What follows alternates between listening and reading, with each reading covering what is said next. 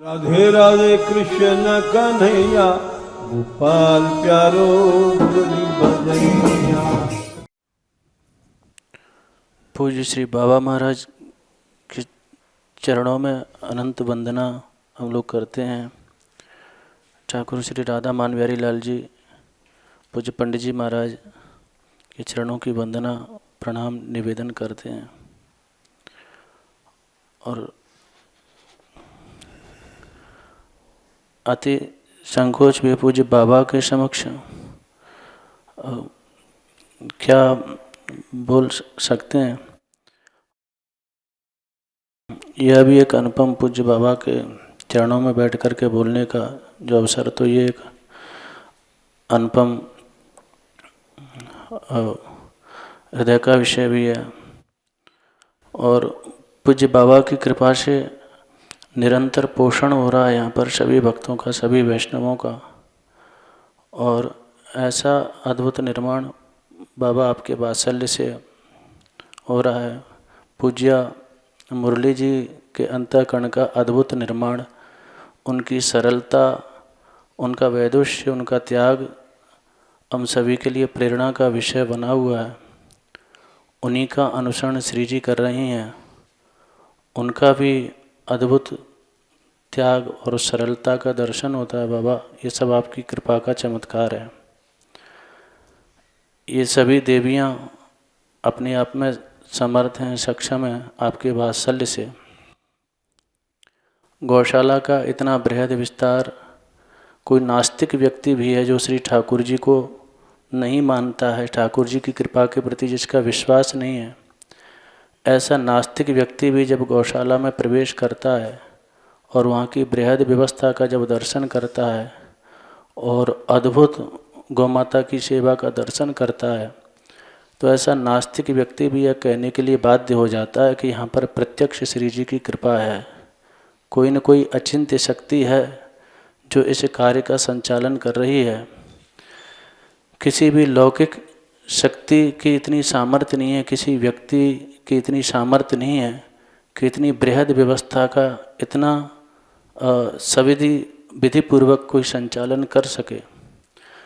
तो बड़े बड़े नास्तिकों को भी आस्तिक बनने का अवसर, ठाकुर जी की कृपा का प्रत्यक्ष साक्षात्कार आपके वात्सल्य से, आपकी कृपा से बाबा यहाँ पर इस परिसर में होता है।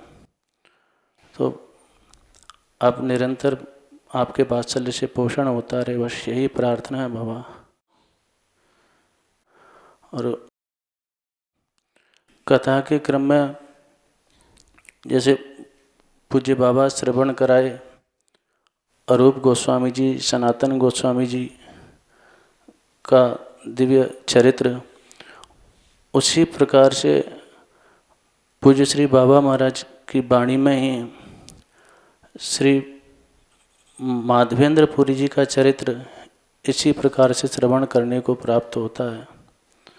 बाबा, आपने ये एक बार सुनाया था कि संकल्प सिद्ध है तेषाम कृपया एतद अचिंतयत।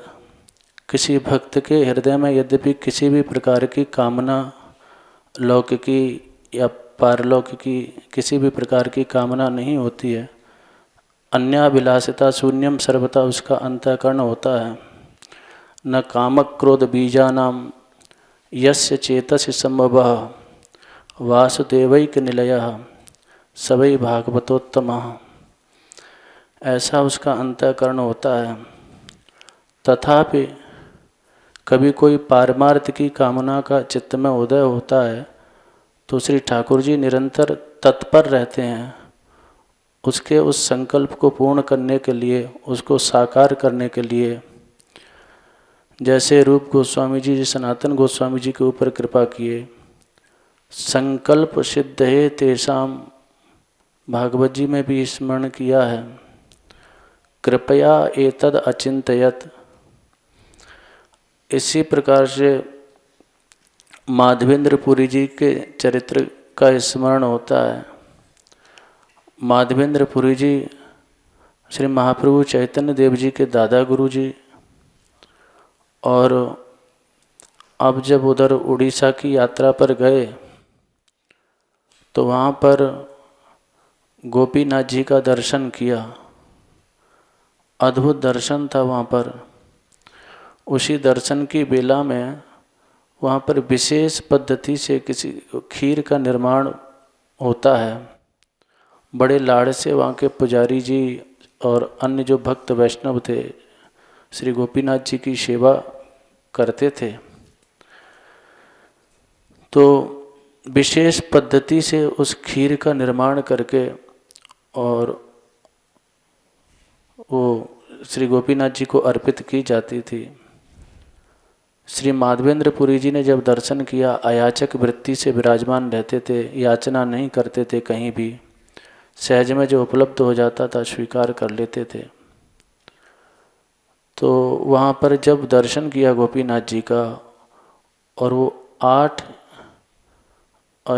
या 12 सकोरे में खीर विराजमान करके और गोपीनाथ जी के अर्पित की जाती थी, तो श्री माधवेंद्र पुरी जी के मन में यह भाव जागृत हुआ कि थोड़ा सा प्रसाद यदि प्राप्त होता, इस खीर की पद्धति थोड़ी सी जान लेते तो अपने गोपाल जी की सेवा भी इसी प्रकार से ब्रज में जाकर के करते, ऐसी खीर का भोग लगाते। लेकिन अयाचक वृत्ति थी, किसी से याचना नहीं कर सकते। सोचा छोड़ो कोई बात नहीं। और ऐसा चिंतन करके दर्शन करके जब आए तो जैसे ये चिंतन हुआ तो उधर गोपाल जी के हृदय में बस तत्परता आरंभ हो गई। माधवेंद्र पुरी जी के इस भाव का पोषण करना है। उधर जैसे ही भोग लगा, पुजारी जी ने 12 सकोरे वहाँ पर भोग लगाया और भोग लगा करके विधिवत गणना की तो कुछ गणना में वह भूल गए और 11 सकोरे को ही 12 मान लिया। 1 सकोरा गोपीनाथ जी ने वहीं छुपा लिया।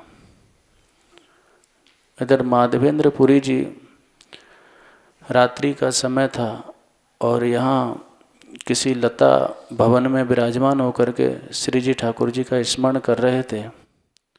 उसी समय मध्य रात्रि में गोपीनाथ जी ने पुजारी जी को संकेत किया, आवाज़ लगाई। आश्चर्यचकित होकर के पुजारी जी जब मंदिर में गए तो गोपीनाथ जी ने कहा कि ये जो खीर का पात्र है हमने छुपा लिया था और हमारे प्यारे भक्त जो माधवेंद्र पुरी जी अमुक स्थान पर विराजमान हैं उनको जाकर के प्रदान करें। पुजारी जी उस खीर के सकोरे को लेकर के आए और अति आश्चर्यचकित थे, हर्षित थे कि ऐसे महान भागवत का दर्शन करने का अवसर उपलब्ध होगा। और वहाँ पर आकर के पुकारा कि माधवेंद्र पुरी जी कौन है यहाँ पर, माधवेंद्र पुरी जी कौन है। तो माधवेंद्र पुरी जी का दर्शन हुआ। पुजारी जी ने सारी घटना वहाँ पर स्मरण कराई और वह खीर का पात्र उनको प्रदान किया।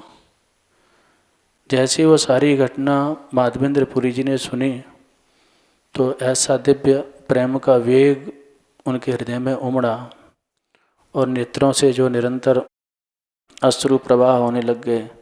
धन्य ठाकुर जी की ऐसी कृपा और करुणा को। हमारे अंतःकरण के उस सूक्ष्म भाग में कोई छोटी सी भी कामना का उदय होता है तो उसको भी इस प्रकार से पढ़ लेते हैं और तत्पर हो जाते हैं उसको पूर्ण करने के लिए। वह खीर का प्रसाद पाया और इतना ही नहीं, वो सकोरा ठाकुर जी की कृपा के साक्षी के रूप में निरंतर जब तक यह रहेगा, ठाकुर जी की कृपा का निरंतर अनुभव और इस घटना की जीवंतता निरंतर बनी रहेगी। तो उस सकोरा को पीस करके रख लिया और प्रतिदिन उसमें से थोड़ा सा चूर्ण स्वीकार कर लेते थे। और रात्रि में जब यह घटना घटित हुई तो महापुरुषों के चित्त की कैसी विलक्षण स्थिति होती है, कैसा दैन्य होता है उनके हृदय का। वहाँ पर माधवेंद्र पुरी जी ने सोचा कि यदि यह घटना को प्रकाश हो गया दिन में तो बहुत से लोग आएंगे, बहुत सी भीड़ इकट्ठी होगी, लोग मुझे श्रेष्ठ समझेंगे, महान समझेंगे, साधन बाधित होगा। तो वहाँ पर प्यार प्राप्त होता है। ठाकुर मोरे क्षीर दिला शरब लोके सुनी दिने लोके भीड़ हईवे मोर प्रतिष्ठा जान।